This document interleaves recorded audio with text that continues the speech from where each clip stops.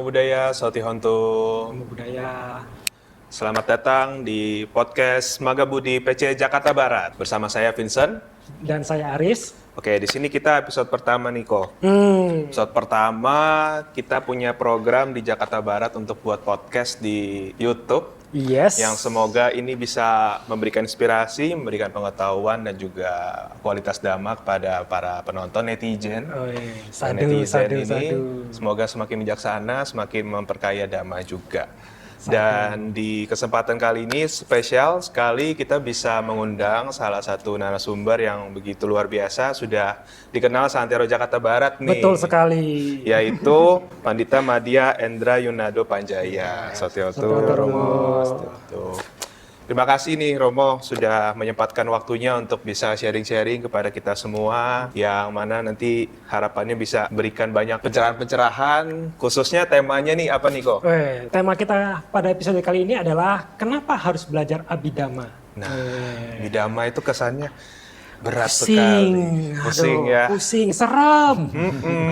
Bukunya tebal sendiri. Yang lain mah tipis, Abhidhamma paling tebal. Kenapa? Jarang dibahas di wihara juga. Betul. Ya kan? Romo Endra ini kan salah satu praktisi lah di Abhidhamma. Jadi kita mau tahu juga. Pengajar juga. Betul. Pertanyaan pertama nih langsung aja Romo. Bagaimana sih cerita awalnya Romo bisa tertarik untuk belajar Abhidhamma itu, sejarahnya seperti apa? Dimulai dari saya tertarik kepada Abhidhamma itu pada saat Romo itu dulu berumur kira-kira umur 24 tahun mulai tertarik 24 dengan tahun seumur Vincent berarti. Abhidhamma. Mulai tertarik ya. Tapi saya bertanya kepada seorang teman, ini ada bulatan-bulatan 121 bulatan ini ditulis Abhidhamma. Tapi kamu bisa nggak jelaskan saya tentang bulatan ini? Kan kamu kuliahnya dulu di Nalanda. Jadi kamu kan pasti belajar Abhidhamma.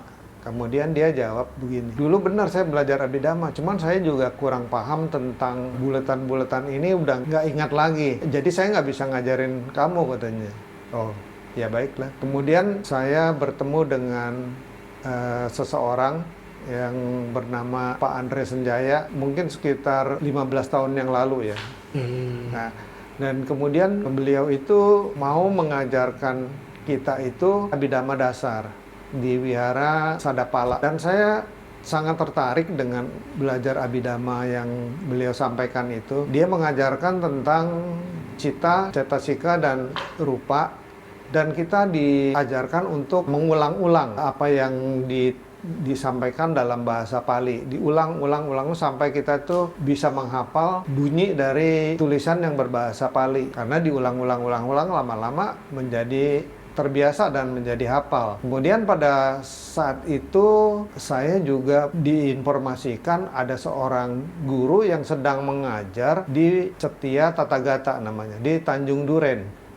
Nah, kemudian saya ikuti kelas belajar Abhidhamma setiap hari Rabu ya waktu itu ya, selama 1,5 tahun kurang lebih belajar dengan beliau itu bernama Pak Pandit Kaharudin ya, seorang guru Abhidhamma ya, yang pertama kali mungkin di Indonesia ini yang mengajar Abhidhamma. Orangnya masih ada sekarang, Roma? Dan beliau sudah meninggal ya beberapa tahun yang silam, dan dia juga memiliki beberapa orang murid yang pandai-pandai ya untuk mengajar Abhidhamma ya. Kemudian saya juga mencoba untuk memperdalam pelajaran Abhidhamma ini. Ada seorang guru juga waktu itu datang ke Indonesia. Beliau itu dari Myanmar ya, yang bernama Dr. Mentin Mun. Dia mengajar di Dhammasukha selama beberapa kali ya, dan saya coba untuk mengikuti apa yang beliau ajarkan, beliau sampaikan. Sangat membantu saya juga untuk memperdalam Abhidhamma ini. Juga kemudian saya juga banyak membaca dari beberapa tulisan-tulisan yang ditulis oleh orang-orang Indonesia yang belajar di Myanmar juga ya. Nah, kemudian setelah itu saya coba untuk membagikan juga kepada orang lain. Mulai dari 15 tahun yang lalu Rama mulai belajar Abhidhamma. Di tahun keberapa Rama mulai berani membagikan? Yang sudah pasti sudah lebih dari 10 tahun ya. Saya sudah membagikan Abhidhamma ini. Dimulai gitu ya, dimulai yang saya bisa, yang ringan-ringan sampai yang lebih mendalam sedikit gitu ya. Dan itu pun hanya baru sebatas dasar-dasar Abhidhamma, bukan yang sangat mendalam. Karena kalau yang sangat mendalam itu kita harus membutuhkan seorang ahli Abhidhamma, dan juga pendengarnya juga bukan orang yang baru belajar Abhidhamma, harus yang sudah Abhidhamma lanjut. Jadi kalau untuk yang sering saya ajarkan itu adalah Abhidhamma untuk para pemula, untuk bisa belajar Abhidhamma yang lebih dalam. Jadi seperti kalau kita ingin kuliah atau ingin sekolah yang lebih tinggi, tentu harus dimulai dengan dasarnya dulu, sekolah dasar, sekolah SMP gitu ya. Nah, kalau saya ini sebagai pengajar Abhidhamma ini hanya untuk yang bagian pemula, bagian dasar-dasar. Kalau untuk yang lebih mendalam, saya rasa harus belajar yang dengan guru-guru yang sangat kompeten di bidang Abhidhamma ini. Yang biasanya itu ada di negara-negara Myanmar maupun negara-negara Thailand, karena di sana ada universitas yang mengajar tentang Abhidhamma yang lebih dalam. Di Indonesia kan kurang guru yang sangat profesional gitu ya, menurut Romo kan tadi demikian. Jadi banyak yang belajar dasar. Tapi apa dampaknya kalau misalnya kita belajar yang tingkat yang lebih tinggi tapi dengan guru yang tidak kompeten, menurut Romo dampaknya seperti apa? Jadi kalau kita memang sudah pernah belajar Abhidhamma dasar, kan kita sudah mengerti tentang dasar Abhidhamma ya. Jadi menguasai tentang cita, cita, sika, rupa gitu ya, dan sebagainya yang dalam pola dasar ya. Jadi kita harus mau belajar juga, cari guru, mendengar guru, mencari informasi gimana ada guru yang mengajar Abhidhamma ini lebih dalam lagi. Di Indonesia ini kelihatannya sudah ada beberapa orang yang masuk untuk mengajar Abhidhamma. Tidak seperti zaman waktu saya mulai belajar. Mau belajar tapi nggak ada gurunya dan tidak bertemu gitu ya. Kalau sekarang saya rasa dengan kita banyak mendengar dari YouTube, TikTok, dan yang lain sebagainya, itu kita bisa melihat ya, bisa membuka wawasan kita bahwa ada guru-guru yang sudah mulai mengajar Abhidhamma yang lebih dalam lagi. Jadi kita harus milih sendiri ya gurunya yang memang yang kompeten yang mana gitu ya. Terus gini Rama, sebenarnya apa sih pentingnya kita belajar Abhidhamma gitu? Apakah memang belajar dari sutta saja tidak cukup atau sampai harus belajar Abhidhamma juga gitu? Kitab suci kita ini adalah Tipitaka atau disebut Tripitaka dalam bahasa Sanskritnya. Bahwa itu artinya kita menganut 3 pitaka. 3 pitaka. Nah, 3 kitab yang kita pelajari bukan hanya sutta saja, tapi ada Abhidhamma. Jadi Vinaya itu terdiri dari 21.000, Sutta itu 21.000, dan Abhidhamma ada 42.000. Jadi totalnya ada 84.000 kelompok dhamma. Kita sudah dari situ aja sih kita sudah mengetahui ya bahwa di Abhidhamma ini lebih banyak, berarti perincian lebih rinci daripada yang ada di dalam Sutta. Jadi kalau kita belajar Sutta terus belajar Abhidhamma, waktu kita akan membaca sutta itu, kita sudah mengerti maknanya secara keseluruhan. Tapi kalau kita tidak membaca Abhidhamma, kita akan menafsir sutta itu. Nah, kalau kita menafsir lebih sulit ya. Tapi kalau kita hanya baca, terus kemudian kita sudah mengerti tentang Abhidhamma, kita sudah tahu makna yang tersirat dalam tulisan yang ada di sutta. Jadi kita penting sekali ya untuk memahami tentang apa yang ditulis di sutta. Karena kitab Abhidhamma ini banyak sekali penjelasan-penjelasan atau pelajaran-pelajaran yang menjelaskan yang ada di sutta-sutta itu dijelaskan di Abhidhamma dengan sangat lebih nyata, lebih detail ya.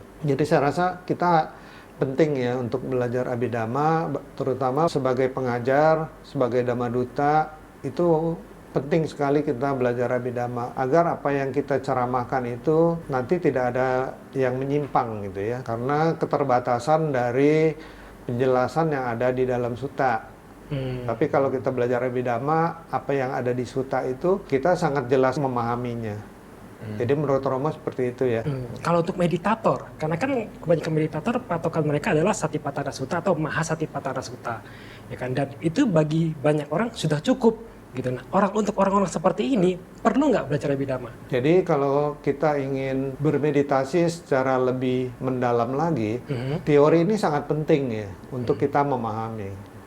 Karena tanpa adanya teori, kita tidak mungkin akan berpraktek dengan cara-cara yang benar. Seperti contoh ya, kalau kita ingin pergi ke suatu tempat yang jauh, yang tidak pernah kita kunjungi, kemudian kita akan pergi langsung tanpa mau melihat peta. Kita akan banyak berputar-putar dan belum tentu bisa menemukan tempat tersebut. Tapi kalau kita memiliki peta, kita akan sangat mudah. Oh, dari sini jalannya ke sini, dari sini jalannya ke sini, dari sini. Nggak lama kita akan sampai di tempat tujuan. Jadi sama seperti kita kalau ingin bermeditasi, mencapai sesuatu pencerahan, suatu tujuan, jadi kita perlu teori dulu. Abhidhamma ini belajar tentang teori apa yang akan kita praktekkan di dalam meditasi. Karena yang dibicarakan di dalam Abhidhamma, yang dibicarakan hanya tentang diri kita, bukan di luar diri kita. Jadi cita, cetasika, dan rupa adalah diri kita. Sedangkan meditasi adalah mengamati nama dan rupa. Jadi sangat cocok ya. Jadi kalau bagi yang ingin belajar meditasi yang lebih dalam lagi, terutama ingin mencapai kesucian begitu ya, menembus cang jalan, Abhidhamma ini adalah sebagai teori jalan menuju kesucian. Jadi bukannya tidak ada manfaatnya, sangat bermanfaat kalau kita belajar Abhidhamma. Jadi sangat cepat untuk bisa memahami tentang yang akan ditembus oleh seorang meditator. Seorang meditator itu menembus apabila memiliki panya, karena dalam Jalan Mulia Berunsur 8 menjadi singkatan sila, samadhi, dan panya. Jadi panya ini sangat penting ya untuk kita mencapai magga. Panya ini didapat dengan 3 cara. Satu, yang disebut sebagai sutta maya panya. Jadi kita belajar dari sutta, belajar dari ajaran-ajaran Sang Buddha, cara teori, maka timbullah kebijaksanaan yang awal ya. Kita belajar dari buku, dari guru, dari Dhammaduta, dari para penceramah. Kita bisa belajar Dhamma dan muncullah kebijaksanaan kita. Yang kedua, kebijaksanaan itu muncul yang disebut cinta maya panya. Kebijaksanaan yang muncul dari perenungan. Jadi setelah kita belajar dari guru, belajar dari buku, belajar dari para Dhammaduta ya, kita kemudian renungkan apa yang beliau ajarkan itu, apakah ini benar, apakah ini salah. Kalau benar, berarti ini harus saya ikuti. Jalan yang diajarkan, ajaran-ajaran ini yang baik, ini kita harus ikuti. Maka timbullah kebijaksanaan kita. Oh, ini baik, yang ini buruk. Yang sudah diajarkan ada yang hal-hal yang baik, kan ada yang buruk. Yang buruk juga kan diceritakan, oh ini buruk, kamu jangan lakukan. Yang baik kamu lakukan. Setelah kita renungkan apa yang disampaikan, bahwa ini adalah baik, ini adalah buruk, kita pun memahami. Berarti kita sudah memahami tentang cinta maya panya ini. Jadi kebijaksanaan yang kedua. Setelah itu yang namanya bawana maya panya. Bawana itu artinya pengembangan batin ya. Itu kan ada 2 cara ya. Satu samatha bawana, kedua vipassana bawana. Samatha bawana itu apabila dikembangkan akan mencapai jana-jana. Jana itu artinya konsentrasi yang kuat ya terhadap objek, dan kita itu bisa mencapai jana. Caranya 40 macam objek meditasi. Tidak semua 40 macam objek meditasi ini bisa mencapai jana, tapi bisa mencapai konsentrasi awal ya. Kalau kita mencapai jana, kita bisa mengecek dengan 5 faktor jana ya, vitaka, wicara, piti, sukha, dan ekagata. Kemudian ini disebut sebagai lokiya panya. Yang kedua adalah vipassana bawana. Kalau kita melatih vipassana bawana dengan objek nama dan rupa ya, dalam Mahasakti Patana 4 disebutkan dengan berlatih vipassana dengan objek nama dan rupa, kita bisa menembus kesucian ya. Kalau bisa menembus kesucian berarti panya yang kita dapati adalah lokutara panya. Kesucian itu kan ada 4 tingkat ya. Yang pertama adalah Sotapanna, Sakadagami, Anagami, dan Arahat. Jadi Arahat itu berarti seseorang yang sudah terbebas dari kelahiran kembali. Arahat itu adalah tujuan kita sebagai umat Buddha untuk merealisasi Nibbana. Kalau gitu Rama, Abhidhamma itu kan dari penjelasan Rama, Abhidhamma ini kan berarti sangat dalam dan sangat filosofis, ya kan? Nah, tapi dengan pengetahuan yang begitu dalam dan filosofis itu, apakah bisa kita terapkan dalam kehidupan sehari-hari di luar meditasi? Bisa sekali ya, Oke. Itu sangat bisa. Karena Abhidhamma itu yang dipelajari adalah tentang diri kita sendiri. Jadi kita bisa memahami tentang perilaku kita, baik maupun buruk. Kita setelah belajar Abhidhamma, itu kita bisa mengontrol, mengendalikan. Kita punya sifat-sifat yang tadinya tidak baik, karena kita sudah belajar mengetahui akibat-akibat dari perbuatan baik dan buruk kita yang kita lakukan, kita itu bisa mengontrol diri kita agar tidak melakukan hal-hal yang tidak baik. Jadi kita hanya mengembangkan yang baik-baik saja. Walaupun itu kita rasakan tidak semudah apa yang kita ucapkannya. Karena kita perlu latihan ya. Setelah kita mengetahui baik buruk, karena kita selalu dicengkram oleh loba dosa moha ya. Keserakahan, kebencian dan kebodohan kita. Tetapi seiring waktu kita mempraktekkan Dhamma, kita makin lama pikiran kita ini atau batin kita semakin lebih baik lagi. Karena kita mengetahui bahwa kalau melakukan perbuatan yang tidak baik, akibatnya dari perbuatan itu. Dan kita juga mempelajari tentang batin kita, proses pikiran kita. Proses pikiran kita tuh cepat sekali berubah-ubah, tergantung dari apa yang masuk ke dalam 6 landasan indera kita. Kalau mata ini melihat sesuatu yang tidak menyenangkan, maka kebencian itu akan cepat sekali tumbuh di dalam batin kita. Tetapi kalau kita seiring dengan belajar Dhamma, kemudian memahami tentang hukum karma dan akibat-akibat yang akan kita terima bila kita terus mengembangkan hal-hal yang buruk, kita akan merasa takut. Dan kita begitu muncul sesuatu yang tidak menyenangkan di batin kita sudah mulai bisa mengendalikan, bisa mengerem. Jadi walaupun kita tidak bisa secara langsung itu menyetop, tapi kita bisa mengendalikan dia. Walaupun dia sudah terlanjur, oh batin ini marah gitu ya. Kita mengetahui kalau batin ini marah. Tapi kalau kita tidak belajar Abhidhamma, ya sudah, lolos aja semua. Kalau marah bisa beberapa hari marah. Kadang-kadang ada orang marah sampai berbulan-bulan, bertahun-tahun. Tetapi kalau kita belajar Abhidhamma, itu kita sangat tidak nyaman ya untuk marah terlalu lama. Karena dalam satu jentrikan jari, seperti ini aja, satu jentrikan jari kemarahan kita, itu karma buruk yang kita dapat sangat banyak ya. Tidak bisa dihitung, mungkin triliunan pun lebih ya, dihitung dengan kata triliun pun lebih gitu ya. Karma buruk yang akan kita dapati. Kita kalau marahnya lama, ya karma buruk makin lama, makin banyak. Bisa dirasakan banyak orang, kalau kita memendam kemarahan, itu tubuh kita pun akan sakit. Itu bisa dijelaskan secara Abhidhamma? Iya, bisa dijelaskan secara Abhidhamma. Karena yang disebut cita jarupa. Pikiran itu akan menghasilkan partikel-partikel yang tidak baik ya. Kalau saat kita berpikir buruk, berbuat buruk, di tubuh ini akan merasakan partikel-partikel yang tidak baik ya. Kalau orang yang cemas saja ya, itu di lambung kita akan terasa mual ya. Kalau kita mudah cemas, mudah stres.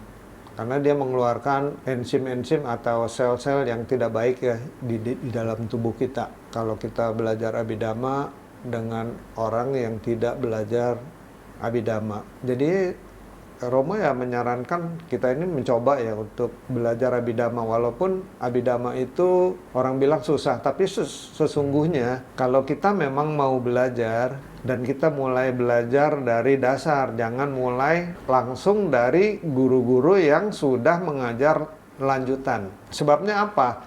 Kalau kita belum bisa untuk seperti murid SD itu belum bisa baca, belum bisa menulis, belum bisa menghitung, tiba-tiba kuliah.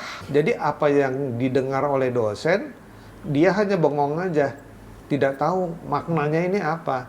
Tapi kalau kita belajar dari dasar ya, dari awal mula-mula, yang paling dasar kalau kita belajar Abhidhamma ya tentang cita, cetasika dan rupa dan citawiti yang dasar. Kalau kita menjelaskan dari situ, nanti guru kalau yang dalam itu menjelaskan, kita sudah tahu, oh artinya di sini, oh artinya seperti ini, guru menjelaskan. Tapi kalau kita tidak belajar dari dasar, itu seperti anak SD, anak TK itu mendengar guru dosen kuliah. Jadi pasti tidak akan bisa dimengerti dan merasa berat gitu. Nah, tapi kalau kita belajar dari dasar, saya yakin semuanya akan bisa memahami. Tapi itu kan perlu perjuangan, betul sekali, perlu perjuangan. Untuk seseorang yang mau menjadi seorang insinyur, dokter, atau S1, S2 gitu ya, perlu proses yang panjang, sekolah yang panjang. Dari TK, SD, SMP, SMA, baru mulai kuliah, sehingga baru bisa mendapatkan gelar. Tidak semudah kalau kita hanya belajar, terus tiba-tiba kita jadi pandai, itu pasti nggak mungkin punya. Jadi kalau kita ingin belajar abidama, mulailah dari awal dasar dulu, basic terlebih dahulu. Makanya saya memposisikan diri, kalau saya mengajar, saya akan mengajar yang dasar. Setelah belajar dasar, Anda silakan untuk cari guru yang lebih pintar lagi, yang lebih dalam lagi, untuk belajar abidama ini. Karena abidama ini jalan menuju pencerahannya. Jadi untuk pemula belajar dari cita, cetasika, dan rupa, dan citawiti. Citawiti. Oke. Banyak manfaatnya, mengantar kita ke sang jalan juga.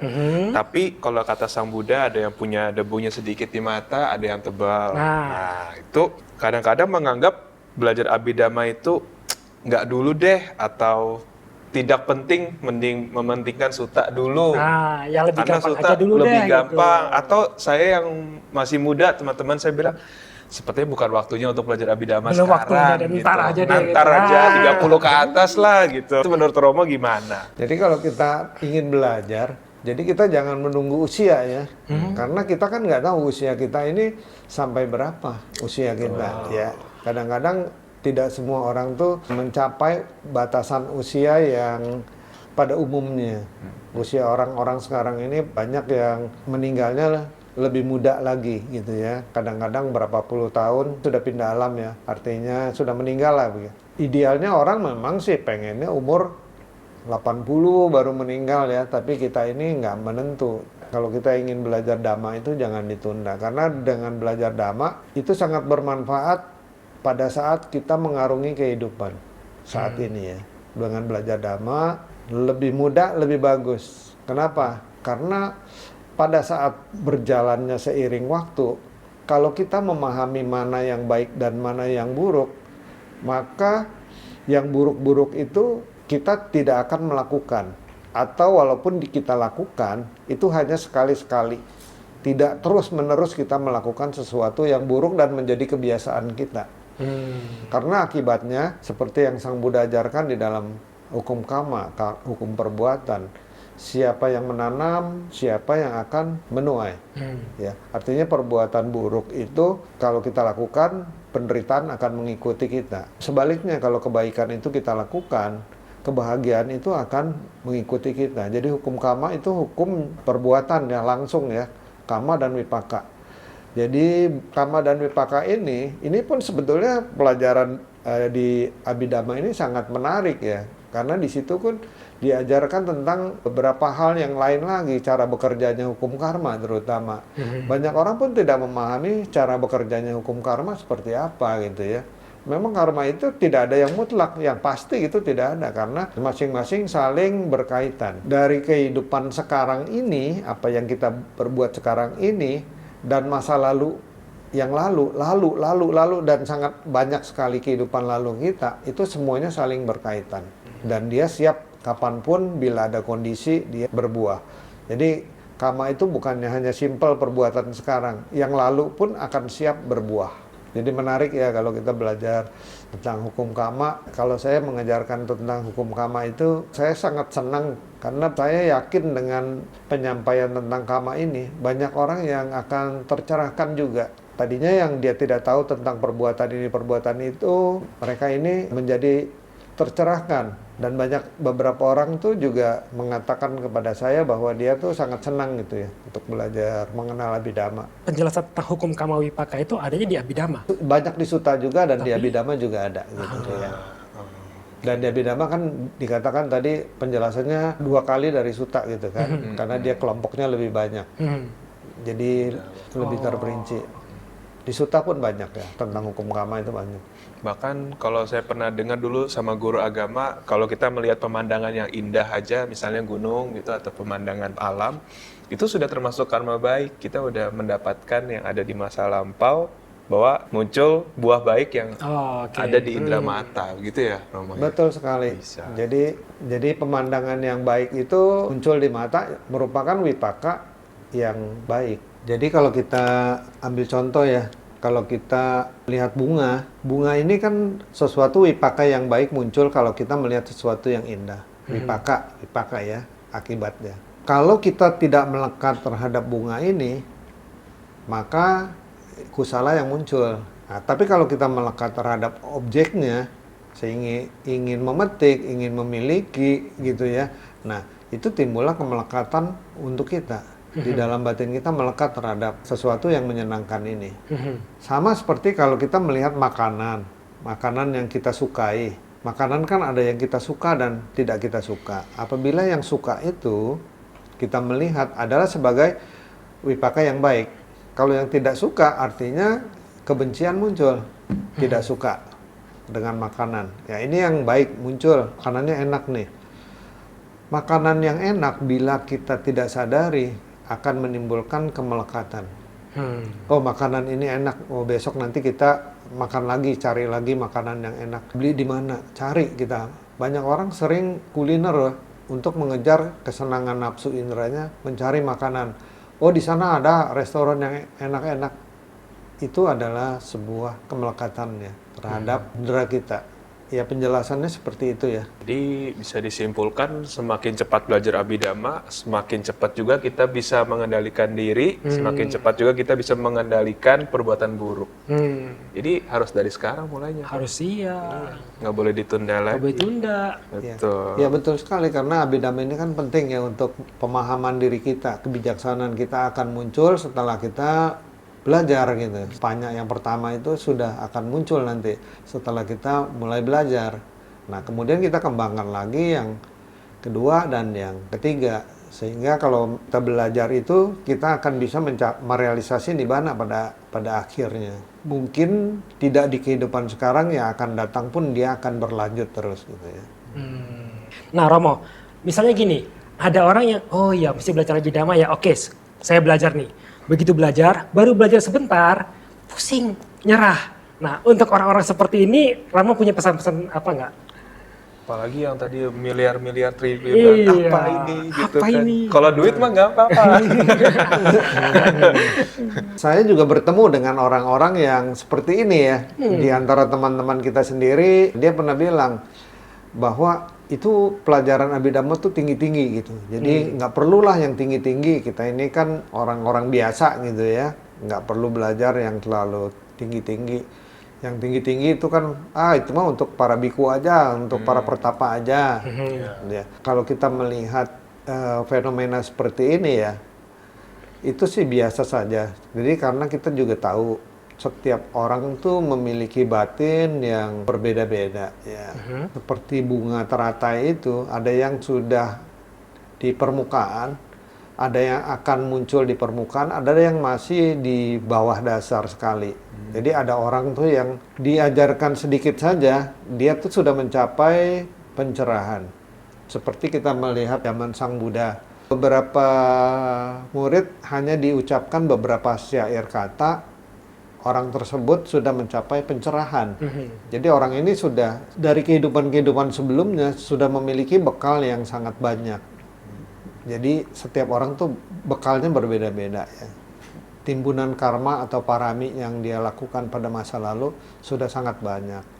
Ada orang yang bisa diajar juga. Ya dia butuh waktu untuk belajar, kemudian belajar, ketemu guru, belajar dari ajaran Sang Buddha, terus bisa mencapai kesucian. Ada orang yang memang diajar sama siapapun, dia nggak akan bisa mencapai kesucian. Karena dia punya kepandaian itu rendah sekali. Parami yang dia miliki juga sangat rendah sekali. Dan tidak mau untuk belajar. Diibaratkan bunga teratai, dia itu masih bawah.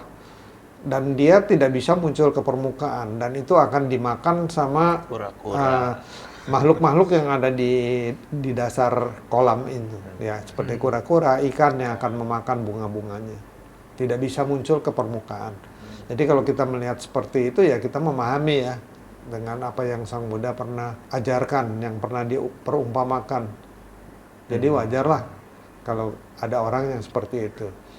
Yang mau saja belajar Abhidhamma, yang memang mau memperbaiki dirinya agar batin ini lebih baik lagi, dan juga ingin, kalau saya katakan ya, ingin merealisasi Nibbana, tapi dia ingin dimulai dari sekarang. Kita nggak tahu nih kapan dia tuh sudah pernah belajar, karena memupuk parami itu penting buat kita untuk merealisasi Nibbana. Tanpa parami kita tidak bisa ya untuk realisasi Nibbana. Jadi perlu parami yang kita pupuk ya. Ada 10 parami yang diajarkan oleh Sang Buddha, tapi yang mana saja yang kita akan menjadi dominan kita. Apakah dana saja, apakah sila saja, apakah semuanya kita praktekkan. Biasanya kalau kita akan mencapai bukan seorang sama Sang Buddha, kita tidak mempraktekkan seluruhnya menjadi sempurna gitu ya. Hanya beberapa yang akan menonjol di dalam praktek parami ini, karena kita sudah di alam samsara ini sudah sangat panjang sekali ya. Bagi yang mau menjalankan kehidupan suci ya, dia mulailah memupuk paraminya. Parami itu artinya kesempurnaan. Kalau kita memupuk kebaikan, akan terlahir alam bahagia ya, alam-alam surga. Tapi kalau kita memupuk parami, kita bertekad di kehidupan sekarang maupun yang akan datang, saya akan merealisasi Nibbana.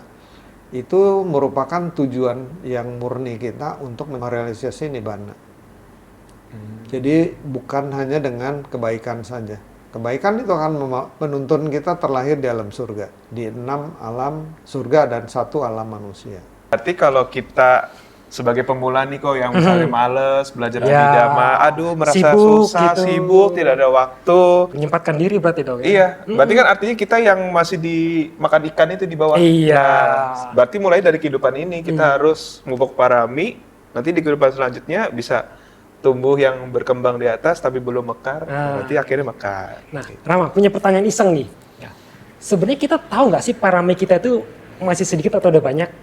Kita bisa lihat nggak di kehidupan ini? Kalau yang disebut paraminya kita tidak akan mampu melihat ya, tapi kita bisa melihat batin kita ini seperti apa gitu pada saat sekarang. Tapi kita tidak tahu parami kita sebanyak apa. Kita coba dengan cara bermeditasi dulu. Kalau kita ingin mengetes ya, ingin mengetahui. Kita ini orang yang akar 2 atau akar 3. Wah, ini istilah baru nih, akar 2 akar 3 itu gimana, Rama? Manusia ini memiliki 3 akar yang baik, 3 akar yang buruk. Ya. Jadi kita lahir ini dengan 3 akar yang baik atau dengan 2 akar yang baik. 3 akar ini adalah aloba, adosa, dan amoha. 3 akar yang baik. Sedangkan kalau kita lahir dengan 2 akar, artinya kita punya aloba dan adosa. Tidak serakah dan tidak membenci, lahir dengan 2 akar. Tapi kalau kita lahir dengan 3 akar, kita ini punya bekal yang lebih dari yang 2 akar. Karena kita punya amoha. Tahunya kita 3 akar atau 2 akar? Meditasi kita. Oke. Jadi kita kalau bermeditasi dengan guru yang intensif ya, kita bukannya hanya sebentar-sebentar meditasi doang, kita intensif belajar meditasi selama beberapa waktu. Kalau ada retret panjang, bukan yang hanya seminggu atau one day mindfulness, itu nggak bisa gitu ya. Jadi kita butuh waktu yang panjang ya. Untuk kita tahu nggak kalau kita ini 3 akar atau 2 akar. Kalau kita 3 akar, kalau kita meditasi intensif, itu akan mencapai jana, konsentrasi yang kuat terhadap objek, disebut sebagai jana. Ada 5 faktornya kan tadi Romo sudah sebutkan, witaka, wicara, piti, sukha, dan ekagata. Ada 5 faktor jana. Jadi kita bisa mengetahui bahwa ini kita orang yang 3 akar. Berarti kalau 3 akar itu parami kita sudah cukup banyak gitu ya. Kalau kita terus berlatih vipassana, kita akan bisa mencapai magga dan pala. Tapi kalau cuma 2 akar tidak bisa. Kenapa nggak bisa? Karena tidak memiliki kebijaksanaan. Ya, kan amoha dia. Amoha itu kan kebijaksanaan. Kalau hanya 2, akarnya kurang 1.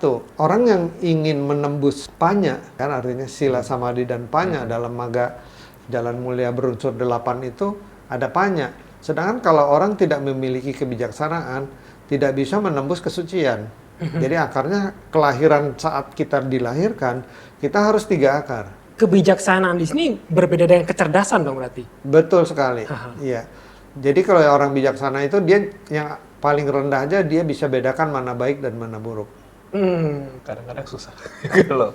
Walaupun sesimpel itu ya. Walaupun Itu kebijaksanaan berarti. Iya, harus dilatih. Ya itu yang paling awal aja ya. Tapi kalau kebijaksanaan yang lebih tinggi kan kita harus belajar dhamma yang lebih dalam lagi.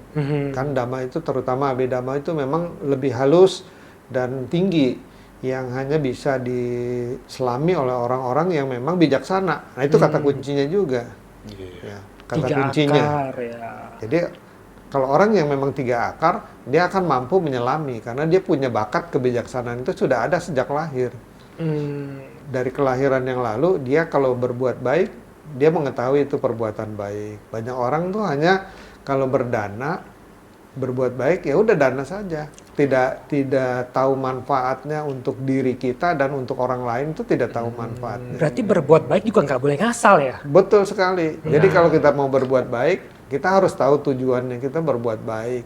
Untuk manfaat untuk kita dan untuk orang lain itu apa gitu.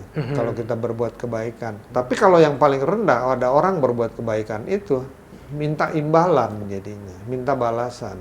Kalau saya berbuat baik, kamu kasih saya imbalannya seperti ini. Itu artinya perbuatan baiknya malah tidak berakar itu. Tidak berakar. Iya, tidak ada akar kebaikannya.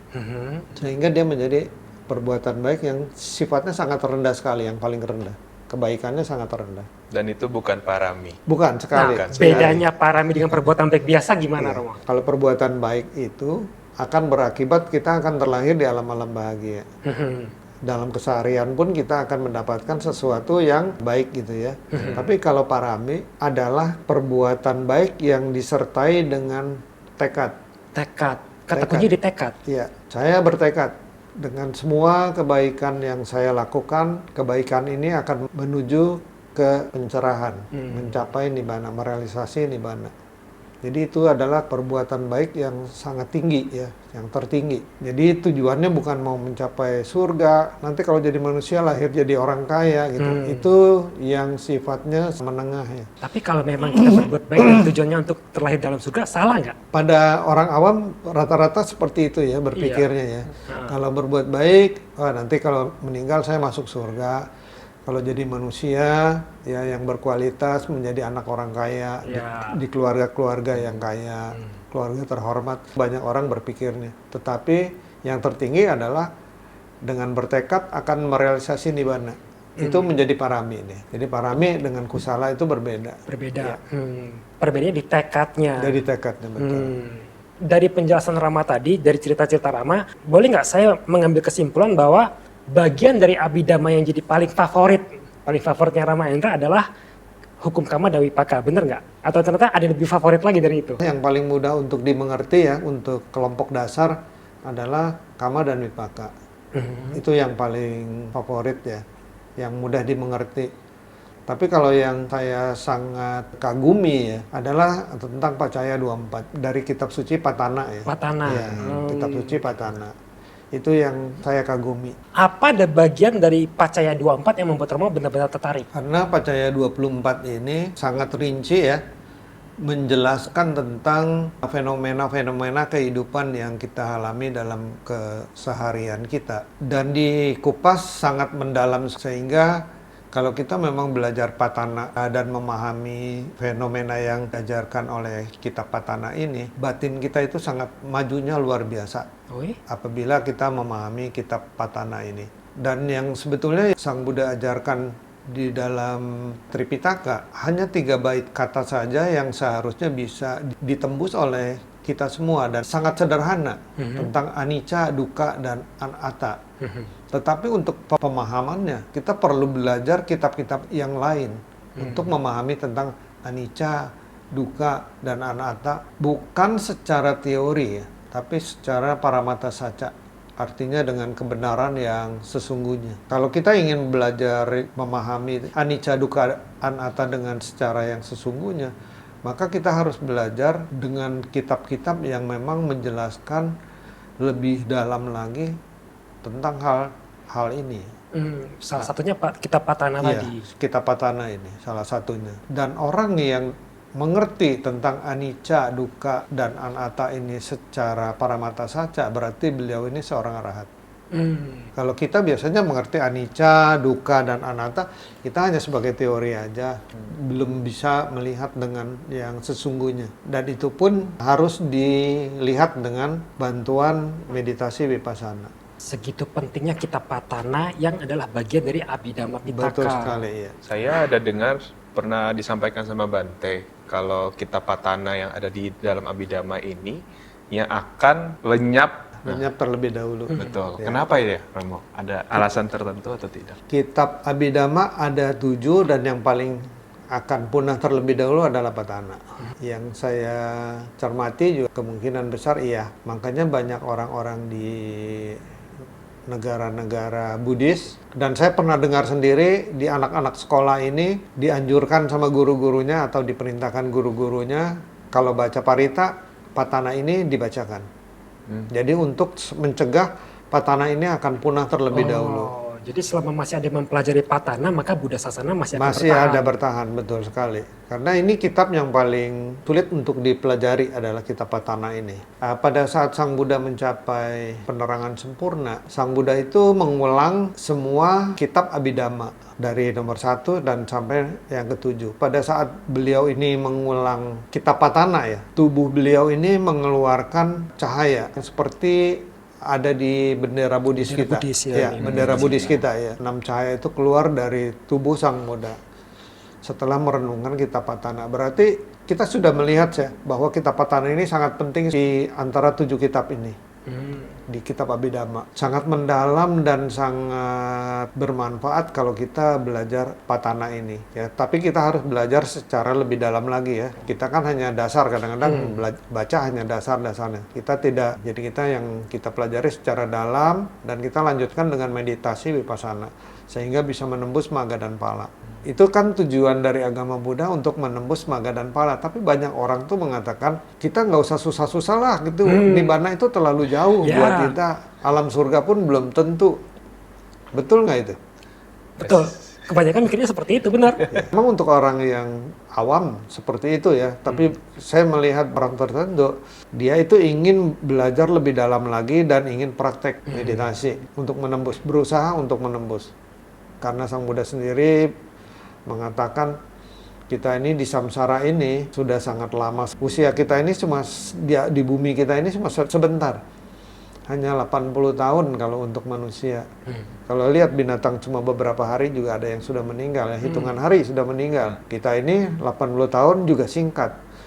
Samsara kita ini sangat panjang. Kita lihat bumi kita ini umurnya sudah berapa juta tahun. Sedangkan kita sudah hidup bukan di bumi ini saja, bumi yang lalu kita sudah pernah hidup. Dan kita sampai saat ini masih seperti ini. Kita bukannya orang baru lahir seusia kita ya.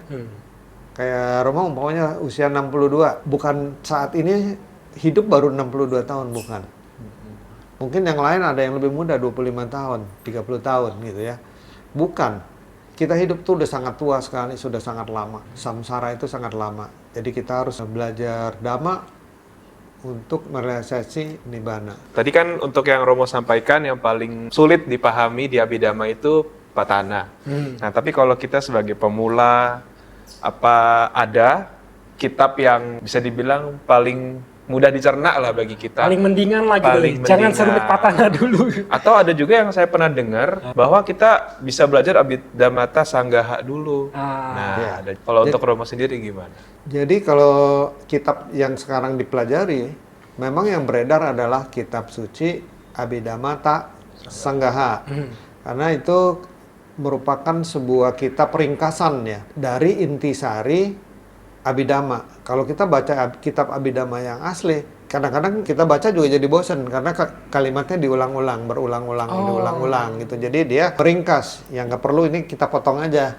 Ini kita ambil Ini seorang biku yang sangat luar biasa ya. Dia mencoba untuk membuat orang lain belajar Abhidhamma itu menjadi lebih simpel, ya, lebih sederhana. sederhananya pun lumayan, tebalnya segini ya. Kalau ditulis oleh Pak Pandit segini, oleh Dr. Mentinmun juga lumayan ya, oleh Bante Keminda cukup banyak ya. Satu sesi segini ya, satu sesi segini ya. Nah, itu lebih dalam lagi, lebih banyak lagi, lebih rinci lagi. Kitab Abhidhamma itu kalau kita belajar memang harusnya dari Abhidhamma Sanggaha terlebih dahulu, karena dia akan lebih mempermudah kita untuk belajar dasar-dasarnya. Nanti kalau memang kita sudah mahir, mau kuliahnya di tempat-tempat yang di luar negeri, seperti di Myanmar gitu ya, Bante Keminda kuliah di Myanmar, Pak Pandit juga belajar di Bangkok ya, mendapatkan gelar Pandit ya, dan juga belajar di tempat-tempat yang mengajar Abhidhamma di Myanmar. Setelah kita mempelajari dasar-dasar. Nah, kalau mau yang langsung ke Myanmar atau ke Thailand, ya bisa kuliah di sana atau belajar di sana dari dasar, dimulai dari dasar secara sistematis. Nah, kalau kita yang memang sudah ada di Indonesia dan kita tuh usianya sudah tidak bisa mundur lagi, ya kita belajar Abhidhamma Sanggaha yang lebih mudah dan lebih sederhana untuk kita mengerti. Walaupun mudah, kita harus mengikuti apa yang diberikan penjelasan oleh guru pengajar supaya apa yang kita baca itu kita paham.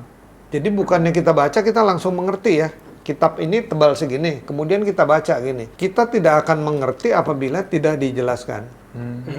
Jadi Abhidhamma itu berbeda dengan sutta gitu ya. Kalau sutta kita baca, oh ya saya paham, maksudnya saya paham. Tapi kalau kita belajar Abhidhamma lagi, pemahaman yang kita baca di sutta itu sangat berbeda. Ada hal-hal yang meragukan, tapi kita nggak ragu lagi. Karena di Abhidhamma ini dipelajari sangat rinci. Berarti kita selain baca Abhidhamma Sanggaha aja butuh guru pengajar. Guru pengajar, berarti benar-benar nggak bisa dipelajari sendiri dong, Pak? Iya betul. Karena pemahamannya nanti kalau kita mentok, ini apa ya, ini apa. Jadi kita tanya sendiri, nanti kita akan jawab sendiri. Jawaban kita apakah benar? Iya. Tanya sendiri, jawab sendiri. Ya pasti pemikiran kita nggak sama dengan apa yang dijelaskan oleh pengajar ya. Oh maknanya sih sebetulnya ini loh, makna ini sebetulnya ini gitu. Jadi tidak bertanya sendiri jawab sendiri, karena Abhidhamma ini kan ditulis dengan bahasa Pali yang memang kita sendiri pun walaupun sudah diterjemahkan ke dalam bahasa Indonesia, itu penjelasannya kan hanya singkat, ringkas, tidak ada penjelasan yang dirinci. Nah itu butuhnya seorang guru yang menjelaskan lebih rinci. Kalau begitu kita butuh guru pengajar dan Romo Endra sendiri pun sudah mengajar ya. Apa sarannya Romo untuk teman-teman yang ingin berminat belajar Abhidhamma? Ya kalau untuk yang senang belajar Abhidhamma, yang rumahnya dekat dengan Cetia Dhammagutta ya bisa datang ke tempat ini ya, di Cetia Dhammagutta, Jalan Terusan Bandengan Utara nomor 19A, setiap hari Rabu jam 19.30. Diawali dengan meditasi Anapanasati, kita jadi mulai duduk diam dulu, setelah batin ini merasa tenang, baru kita belajar Abhidhamma. Kalau nggak punya privilege seperti itu, Rama, misalnya lokasi jauh atau di luar Jakarta dan di kota beliau nggak ada yang ngajar, gimana gitu Romo? Saya juga ada diminta di Dhammacakka untuk kelas Abhidhamma itu selama 2 jam. Jadi kalau mau nonton ya di YouTube Dhammacakka juga ada. Oh, baru tahu. Gampang banget. Iya. Jadi setiap hari Selasa, Minggu keempat jam 7 malam. Ya. Oke, jadi kita tadi sudah mulai mengerti, memahami juga apa pentingnya Abhidhamma. Abhidhamma itu bisa membuat kita berada di jalan kesucian dan juga melatih kebijaksanaan kita pada saat kehidupan ini. Jadi tunggu apa lagi bagi para teman-teman, netizen, Romo Ramani, Bapak Ibu yang sedang menonton. Belajarlah Abhidhamma dari saat ini. Mulai dari sekarang. Karena dengan hal tersebut kita akan bisa menumbuhkan parami yang akan menunjang kehidupan selanjutnya, bahkan ke jalan kesucian. Dan terima kasih juga kepada Romo Endra Terima kasih juga atas kesempatannya, atas sharing yang telah diberikan, sangat luar biasa. Kita bisa dapat pencerahan yang lebih dalam lagi khususnya tentang Abhidhamma. Oke, sekian dari kami podcast Magabudi PC Jakarta Barat. Sampai jumpa di episode selanjutnya. Namo Buddhaya, Santi Hotu. Namo Buddhaya.